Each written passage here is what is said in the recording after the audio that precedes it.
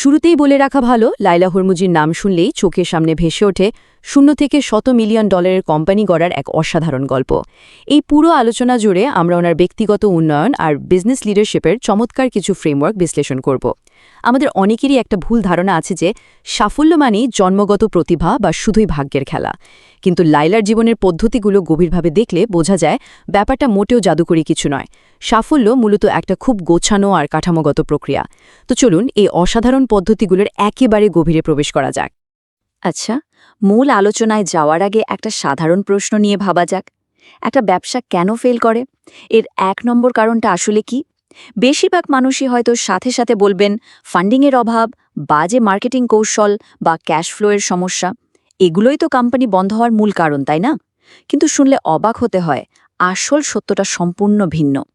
মূল কারণটা আসলে আমাদের ধারণার চাইতেও অনেক বেশি মনস্তাত্ত্বিক। একদম সোজাসাপটা ভাষায় বললে, লায়লা হরমুজি তার দীর্ঘ অভিজ্ঞতায় দেখেছেন যে একটা ব্যবসার পতনের জন্য মার্কেট বা বাইরের কোনো শক্তি দায়ী থাকে না, বরং প্রতিষ্ঠাতার নিজের মন আর আবেগ নিয়ন্ত্রণের অক্ষমতায় এর মূল কারণ। ধরুন হঠাৎ করে কোভিড বা কোনো আইনি জটিলতা চলে এলো, তখন কিন্তু মার্কেট নিজে থেকে ব্যবসাকে ধ্বংস করে না, বরং অনিশ্চয়তা, উদ্বেগ আর হতাশা নিতে না পেরে প্রতিষ্ঠাতারা নিজেরাই হাল ছেড়ে দেন। সত্যি বলতে মানসিক স্থিতিশীলতা যদি না থাকে, তবে দুনিয়ার কোনো মার্কেটিং হ্যাকই একটা ব্যবসাকে বাঁচাতে পারে না।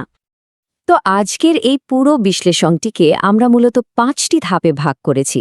প্রথমে আমরা দেখব আত্মবিশ্বাসের মেথ, এরপর শৃঙ্খলার সিস্টেম, তারপর কাজের প্রতি দৃষ্টিভঙ্গি, নেতৃত্বের আসল কাজ এবং সব শেষে সবচেয়ে গুরুত্বপূর্ণ দক্ষতা, ধৈর্য।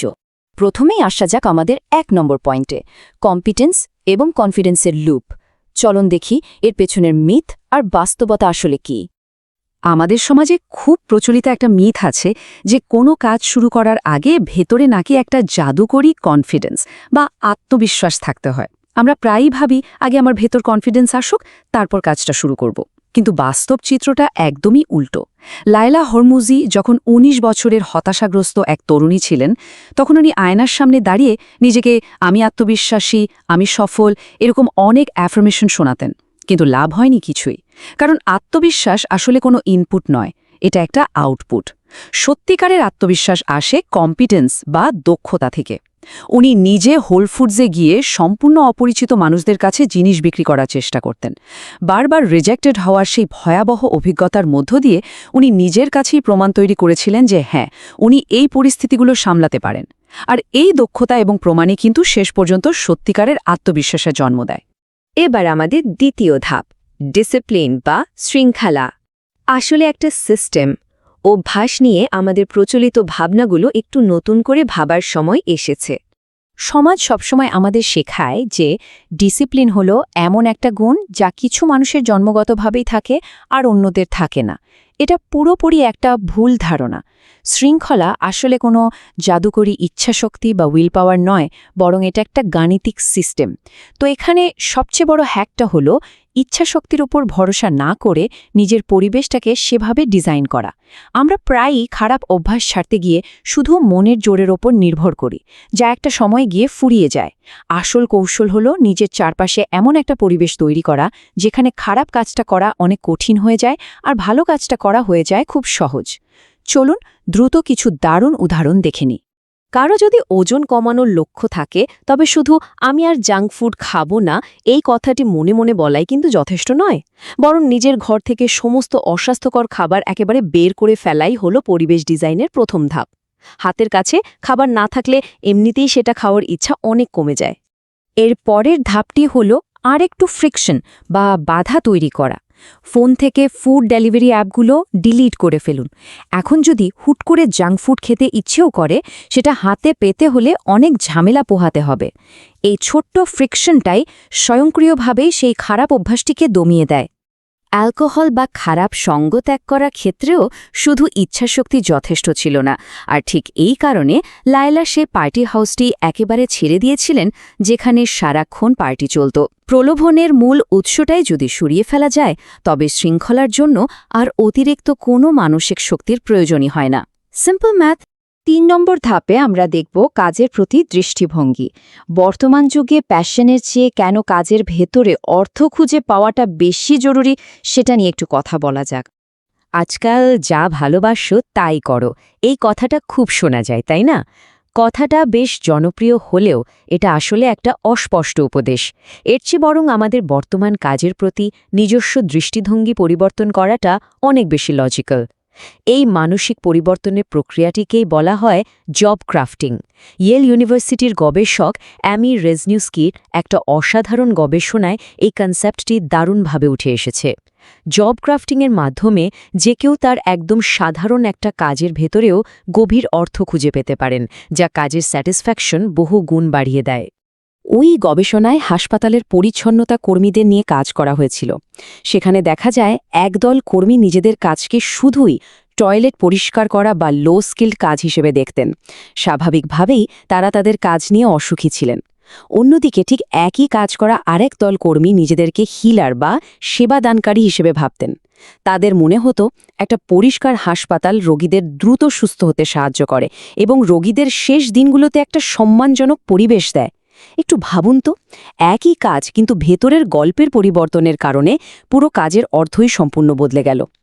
লায়লা নিজেও যখন স্মুদি দোকানে ক্যাশিয়ার ছিলেন, ঠিক এই পদ্ধতিটি ব্যবহার করে প্রতিটি গ্রাহকের মুখে হাসি ফোটানোর একটা ব্যক্তিগত মিশন তৈরি করেছিলেন।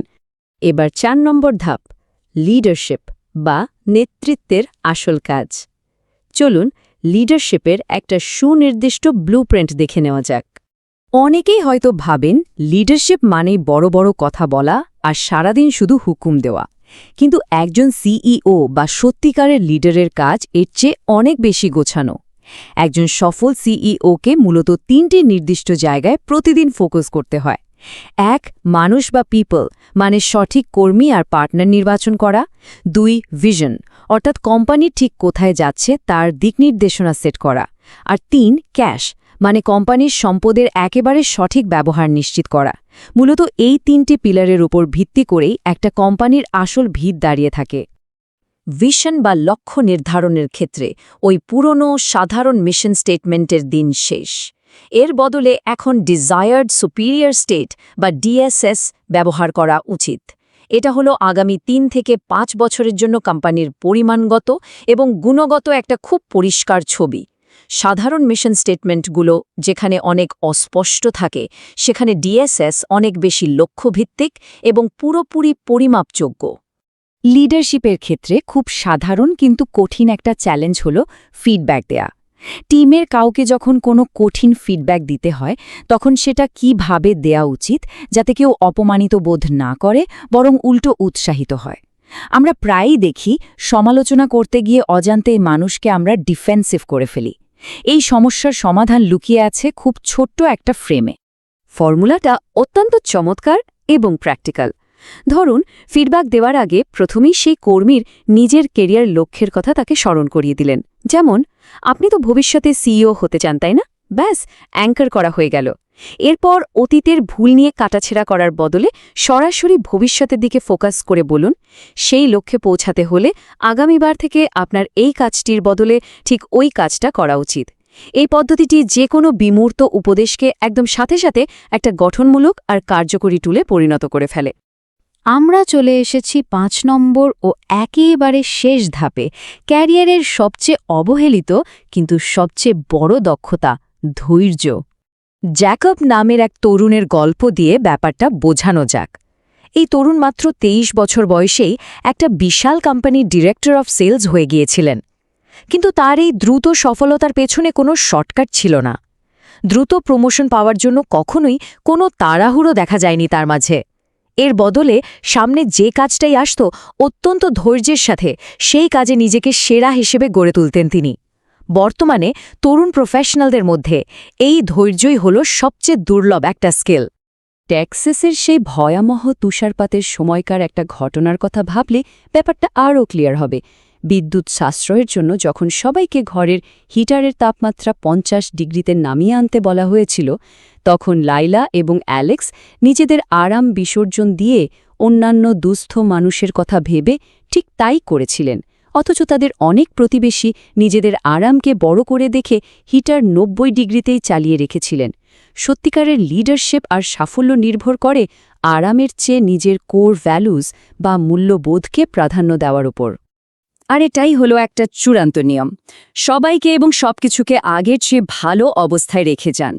ব্যবসা হোক বা ব্যক্তিগত সম্পর্ক, মূল লক্ষ্য একটাই হওয়া উচিত, যে কোনো পরিস্থিতি, স্থান বা মানুষকে ঠিক যেমন পাওয়া গেছে তার চেয়ে যেন আরও একটু উন্নত অবস্থায় রেখে যাওয়া যায়। শুধু এই একটা মাত্র মূল্যবোধ পুরো জীবনের দৃষ্টিভঙ্গি পাল্টে দেওয়ার জন্য যথেষ্ট। দেখতে দেখতে আমরা এই আলোচনার একদম শেষ প্রান্তে চলে এসেছি। আজকের পুরো বিশ্লেষণ আমাদের এই শিক্ষাই দেয় যে চারপাশের পরিবেশ আর প্রাত্যহিক সিস্টেমগুলোই আসলে আমাদের ভবিষ্যৎ নির্ধারণ করে দেয়। তাই আজই নিজেকে এই একটা প্রশ্ন করার সময় এসেছে, আমাদের প্রাত্যহিক জীবনের সিস্টেমগুলো কি সেই মানুষটার জন্য ডিজাইন করা যা আমরা আজ আছি, নাকি সেই মানুষটার জন্য যা আমরা ভবিষ্যতে হতে চাই? আশা করি আজকের এই কনসেপ্টগুলো নিজেদের চারপাশের পরিবেশকে একদম নতুন করে সাজাতে দারুণভাবে সাহায্য করবে। নতুন কোনো দারুণ টপিক নিয়ে অন্য কোনো বিশ্লেষণে আবারও দেখা হবে।